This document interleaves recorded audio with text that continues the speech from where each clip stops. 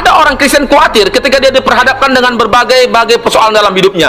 Dia mungkin berpikir dengan melalui kekhawatiran itu masalah langsung selesai. Tidak, saudaraku, tidak. Kekhawatiran gak bisa mengubah keadaanmu, hanya membuat keadaanmu semakin terpuruk. Kalau bisa kekhawatiran bisa mengubah keadaan, mari kita sama-sama khawatir supaya setiap persoalan kita selesai gara-gara kita khawatir dalam menjalani hidup. Dengan khawatir rumah tangga dipulihkan, dengan khawatir ekonomi pun diberkati Tuhan, dengan khawatir hutang pun lunas, dengan khawatir penyakit disembuhkan. Nggak bisa, kekhawatiran nggak bisa mengubah keadaanmu. Makanya mulai dari sekarang belajar kita untuk berharap kepada Tuhan, mengandalkan Tuhan di dalam persoalan kita. Dalam Matius pasal 6 ayat 27 firman Tuhan mengatakan, siapakah di antara kamu yang karena kekhawatirannya dapat menambahkan sehasta saja pada jalan hidupnya? Tidak ada itu gara-gara kekhawatiran berubah keadaan kita, tetap seperti itu. Nggak ada ceritanya gara-gara khawatir hutang lunas, ya tetap juga hutang itu nggak lunas. Makanya mari kita andalkan Tuhan dalam kekhawatiran kita, supaya Tuhan memberikan jalan keluar atas setiap persoalan yang kita hadapi saat ini. Jadi apa yang harus kita kerjakan supaya kita nggak khawatir dalam menjalani hidup ini? Tidak khawatir akan makan minum,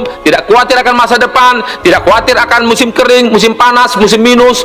Apa yang harus kita lakukan? Alkitab mencatat dalam Matius pasal 6 ayat 33 firman Tuhan mengatakan ada dua hal yang harus kita kerjakan supaya kita tidak khawatir. Yang pertama ialah carilah dahulu kerajaan Allah. Yang kedua, kebenarannya.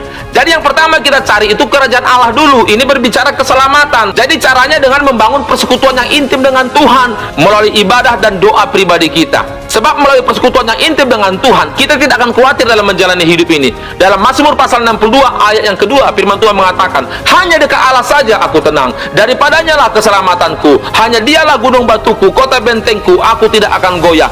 Jadi dalam Mazmur pasal 62 ayat 2-3 ini, di sini menegaskan bahwa ketika kita dekat dengan Tuhan, kita akan mendapatkan ketenangan. Amin. Firman Tuhan dalam Roma pasal 14 ayat 17 mengatakan, sebab kerajaan Allah bukan soal makanan dan minuman, tetapi soal kebenaran, damai sejahtera, dan sukacita oleh Roh Kudus. Jadi ayat ini menjelaskan bahwa tidak selamanya damai sejahtera itu berhubungan dengan materi.